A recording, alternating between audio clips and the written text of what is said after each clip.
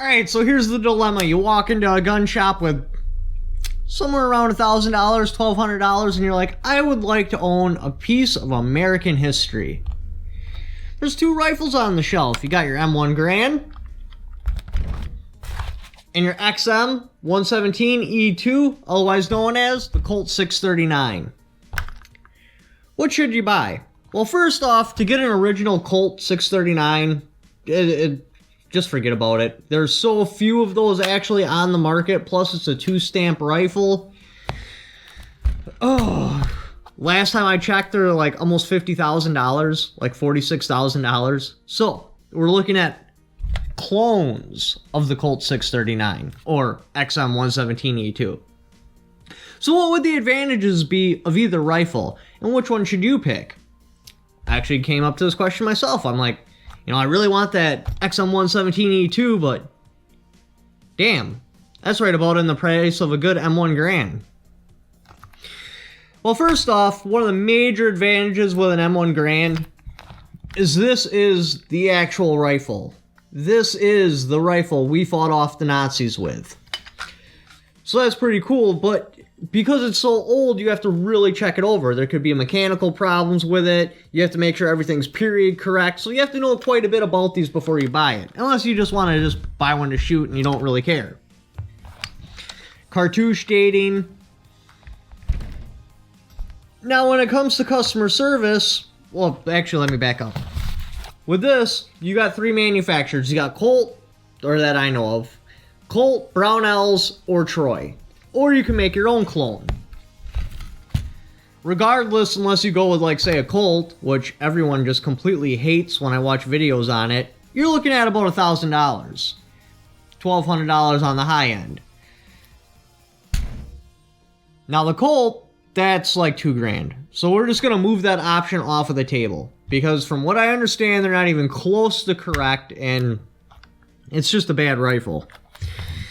But now with your M1 Garand, after you inspect it mechanically, you make sure everything's in the right period you would like it to be in. We're going to pretend like this is good to go.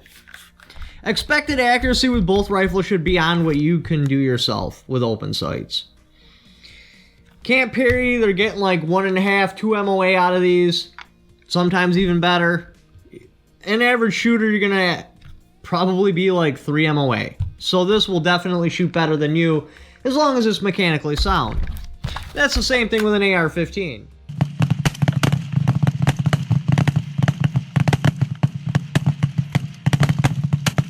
Another thing you need to be aware of is Troy has terrible customer service. I mean, it's horrible. The M1 Garand, the customer service don't exist anymore, but this rifle is old enough and collectible enough to where you can jump on any internet forum and have any question you want answered, and there's plenty of military surplus parts floating around there where you can replace anything that goes wrong. Now, uses for it, yes, the M1 Garand does make a better hunting platform. I mean, it really does, because you just got more kinetic energy, but now it all depends on how you look at it, because whether you take a 50 cal round to the heart or a 22 long rifle, you're still going to die. So it's not really an issue of the rifle having enough kinetic energy at close range. It's when you start ranging out like 2, 3, 500 yards. Do I still have enough kinetic energy to go through the hide, bone, and make it into the vitals? If you do, that rifle's good to go. The M1 Garand will push that a lot farther. You can go to farther ranges and still be able to do that. Now, like here in Wisconsin, the longest range you're going to shoot is across the cornfield. So you're looking at a max range of like 150 yards. Without a doubt, the AR-15 definitely fits that platform better. But now also for hunting, you have the weight of the rifle to be considered with. This is almost 10 pounds. This is just over 6. I would be way more comfortable carrying this to where I'm going to sit. Well, actually, I don't sit when I hunt. I walk the whole time. So, yeah, this would be a better choice for me because it's much lighter. Now, as I was saying, this is the actual rifle. This is a reproduction. But in my opinion, so far, from what I've seen, the Troy is the best option for that. There's a couple of things I really don't like about this rifle. Let me crack her open and show you.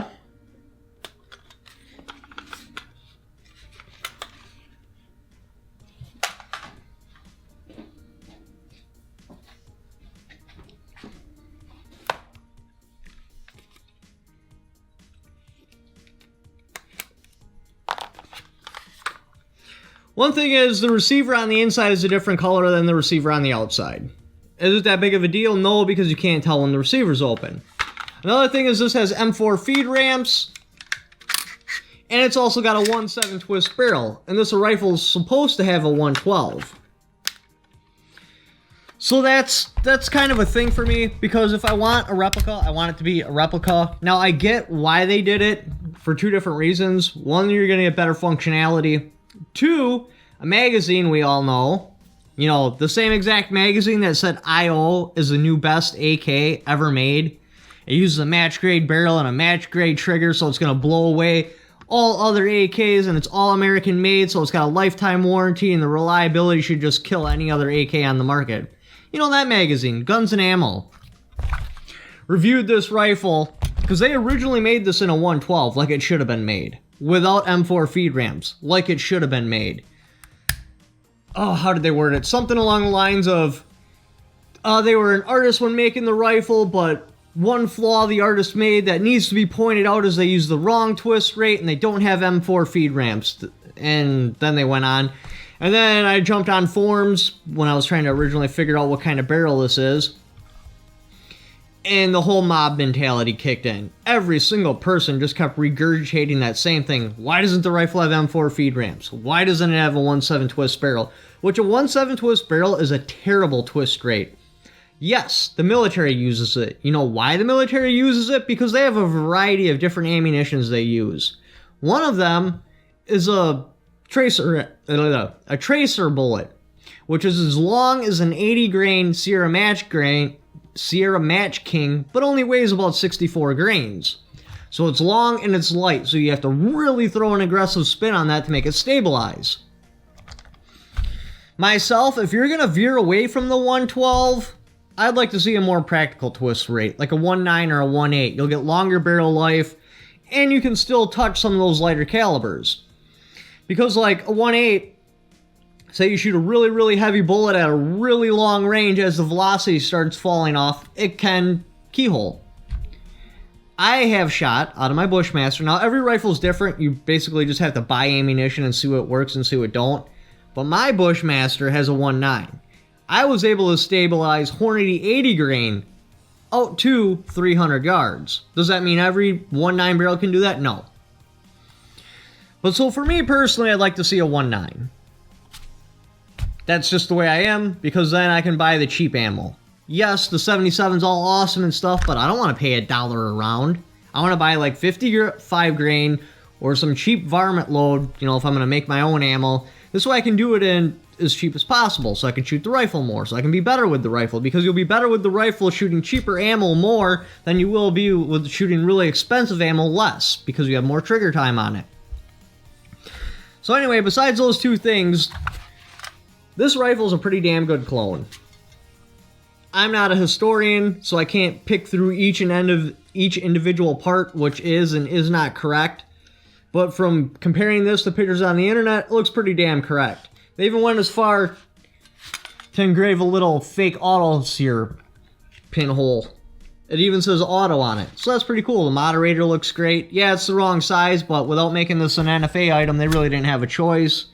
And it comes with a bunch of cool stuff. Now, if you're in a restricted state, like say California or something, obviously this isn't an option. So now that's where your M1 Grand would shine. For different roles, like if I'm in a fixed position or I'm not walking around a bunch, yeah, the M1 Grand. I'd like to have the knockdown power. And you really can't even call it knockdown power. Hard barrier penetration power is what you'd call it. Because like I said earlier, it doesn't matter if you get shot in the vitals with a 50 or a 22 long rifle, you're still going to die. The thing is, getting to those vitals that matters. As long as the round can get to the vitals, you're good to go. So without a doubt, I do think the XM117E2 is a more practical rifle.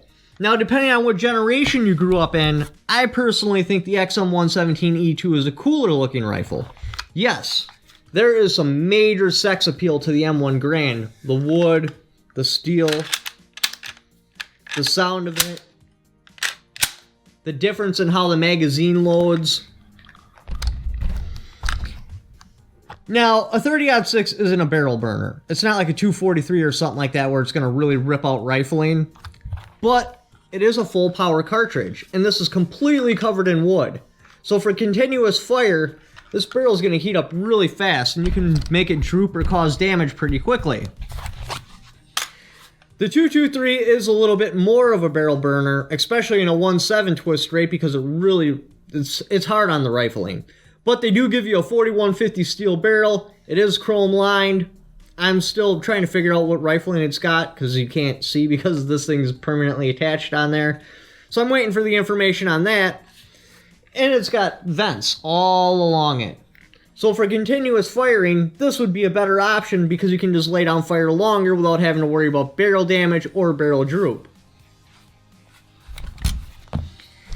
The XM117E2 also has an advantage in how short it can compact to.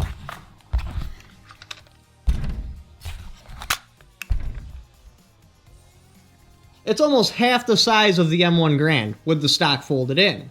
So you can put it in a lot smaller places and it's easier to move around. Now you can even extend the stock out. Now we're looking at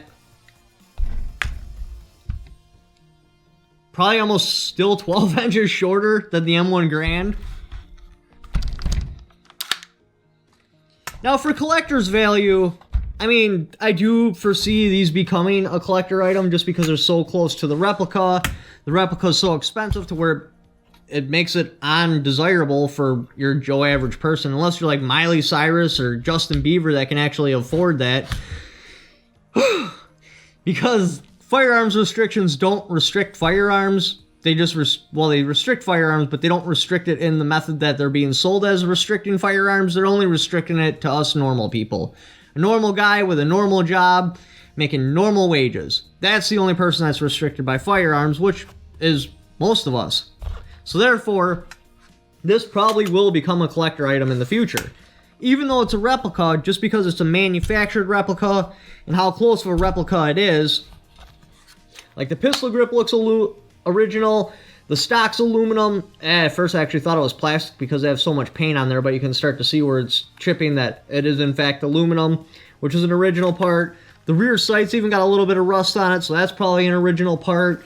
The sling, maybe they manufactured it to do it, but like it's all nasty and corroded. I'm willing to bet that this is probably an original part. You know, maybe it's not.